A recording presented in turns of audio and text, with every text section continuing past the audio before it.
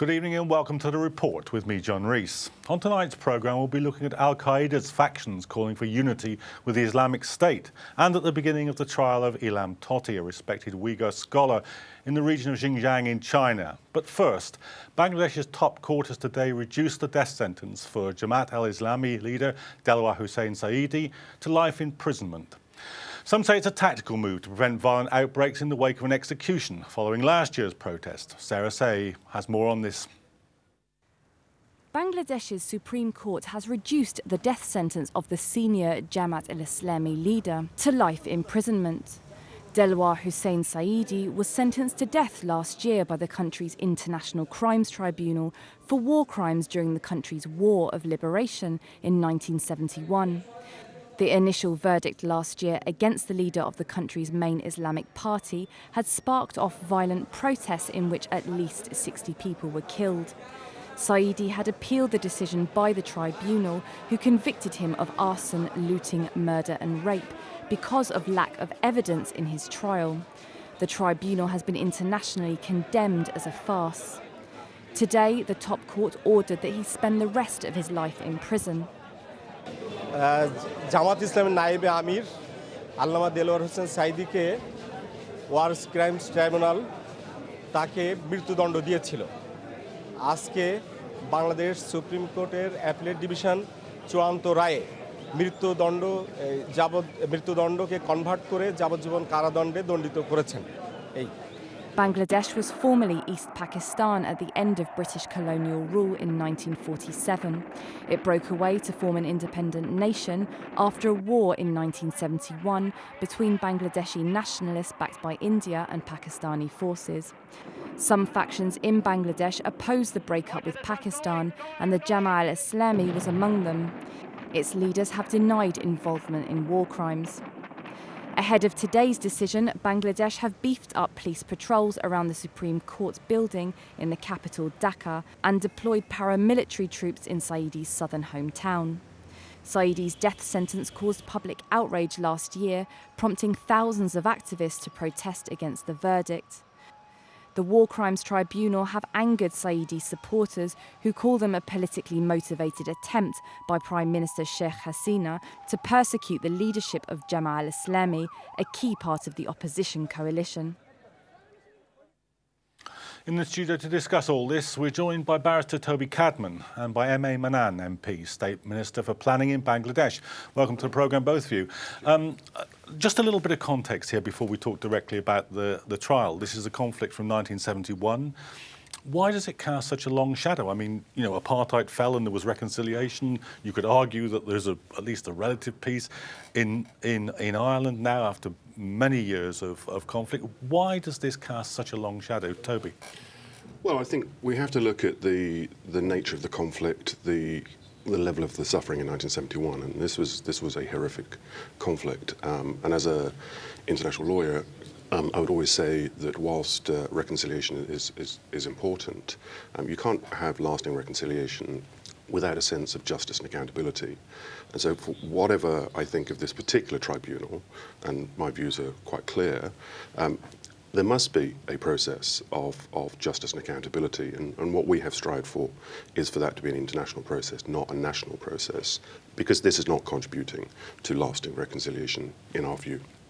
Minister, do you think this is that Toby's right, that this hasn't happened? There hasn't been a just process on which reconciliation could be based? You see, you mentioned about South Africa's case. South Africa, as far as I can say, that they had a truth commission set up there, and there were, you know, regrets and expressions of regret and having forgotten the past. In our case, unfortunately, this Jamaat-e-Islami, the party that has been in this process, leading the process, they had not only opposed the war of liberation and they fought with the Pakistani army hand in hand with arms and killed people, ravaged and damaged a lot of properties. These are all on record. So we went to the court. Not only that, since then, over the last 45 years, they've never once said that they wronged us, that they were wrong to have gone against the people of the country, and that they regret it. So that, you know, the context is very clear in our case. So this case specifically, Toby, what are the? I mean, this clearly is a political case. What are the politics within it? Well, all war crimes are political. All war crimes trials are political. It's very difficult to take the politics out. Just to respond very briefly to the position the State Minister has made, I think it's right that there has to be this system, but let's not forget only one side is being put on trial here, and there were crimes committed by all sides. Whether the Minister accepts that and whether his government accepts that or not, there were crimes committed by all sides, and everybody recognises that the major contributing factor to the commission of crimes during the war was the Pakistani military. Again, that's why there needs to be an international process, because they're not on trial. The Indian military is not on trial, and those that fought for liberation are not on trial if they had indeed committed crimes. And so in order for there to be a proper process, it has to be across the board, and anyone who committed a crime should be put on trial. Just let me ask the Minister about that. I mean, Minister, you know, let's say for the sake of argument that you're right and that the people here are on trial should be on trial, but Toby's right as well, isn't he? There are others that should be as well, and if they're not, there isn't going to be if by others he means the Pakistanis who are in the forefront, they fought. You have to remember that's it's a separate state. It's a state by itself now, quite apart from ours.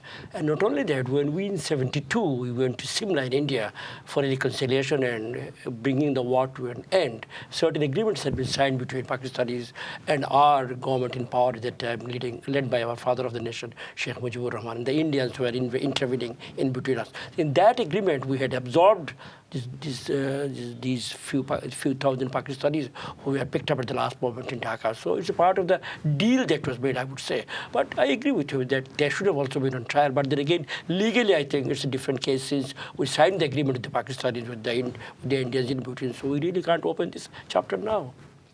And so what are the precise details here about this case? Let's just talk in some more detail about that. What's happening here?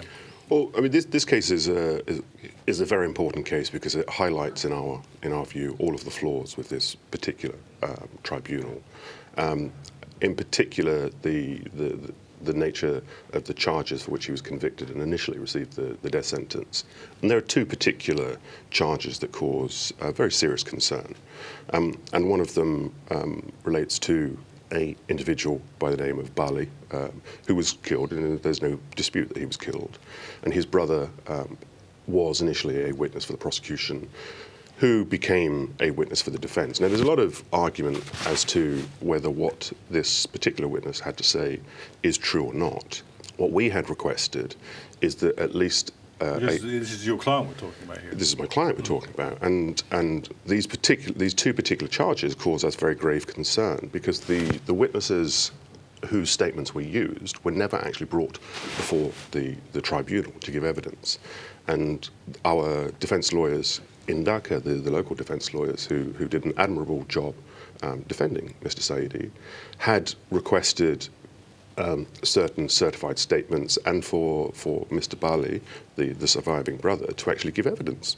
And so what we had been seeking is a retrial where this particular witness would be heard, and so that he can say precisely what happened to him. Because our position is that he was abducted by Bangladeshi law enforcement officials, and I know the Minister will disagree with me, but there is independent evidence to suggest that this in fact happened, and that this individual was then transported and thrown over the Indian border. Now, that is the argument that we have put forward. There are credible sources to suggest that. But the position is the Supreme Court should have heard that evidence from Mr. Bali himself. Well, this is a very serious charge, Minister. I mean, what Toby's saying is that a key witness here has been abducted, and that in itself would have vitiated this trial. Right. And then again, with regard to what he said about Mr. Bali and abduction, etc., these are details of the case in which I can't go into, in great depth, since I'm not aware of all the evidences involved. If that turned out to be true, that would finish the case. For me, or for my government, in the overall context of the situation, we have to have a cleaning of the heart, a cleansing. Cleansing is done in some cases by killing. We haven't done that. We are doing the cleansing through law. We have set up laws, we have set up courts, which are very much within our laws, and these have been contested. All the due processes have been filled, and it has gone up to the highest level. Now, particular instances of so-and-so individual runaway or not being there, these are matters, I am not aware of those things here, and I can't defend or speak anything about it. For me, we feel as a people, the whole Bangladeshi nation, whole Bengali nation has been waiting for a kind of a setting up the records so that we can forgive the past and we can live in peace in future. People have done criminal wrongs. This party has been criminally involved in killings, and certain individuals, including Mr. Sayedee, against whom we had absolute evidence which we put up to the tribunal for their consideration. We have gone the whole process. So I think our hearts are very clear about it. Well, some people clearly in Bangladesh aren't happy because there's been protests on the streets, and some people are saying that sure, absolutely. Just let me finish the question. I would say that some people are saying that the change in the sentence is a response to that. Well, some people, even in the UK during the Second World War, there were some people who were trying to be cozy up to the Nazis and saying that Nazis are better people and we should have, I can even name them. Even in the United States, when they were fighting the Vietnam War, there were street marches against President Johnson and others. There are people in Bangladesh too, being a democratic society, who think they have a case and they're saying it. We have no fight with them. Here were criminal cases. Here were people who had done wrong as per the books of law. So they have to be brought to justice. It's not a case of being vindictive or being revengeful. Nothing like that. Our hearts are very, very clear. Okay. Toby, do you think that commuting the sentence was a response to political pressure? Very possibly. I think there was a lot of tension building up to this, the delivering of this verdict. It was delayed for a long period of time. There were some very serious issues that the Supreme Court had to deal with, and we will have to see how they've dealt with those issues in their judgment before we respond. But there was a great deal of fear that those who support Sayedee will protest against the verdict, and I'm sure they will. And certainly, as their international legal representative, I would certainly call for whatever demonstrations are forthcoming, that they are peaceful, and that the government respects the right to demonstrate and not uses the heavy-handed approach that they've used in the past, where we've seen hundreds of protesters killed.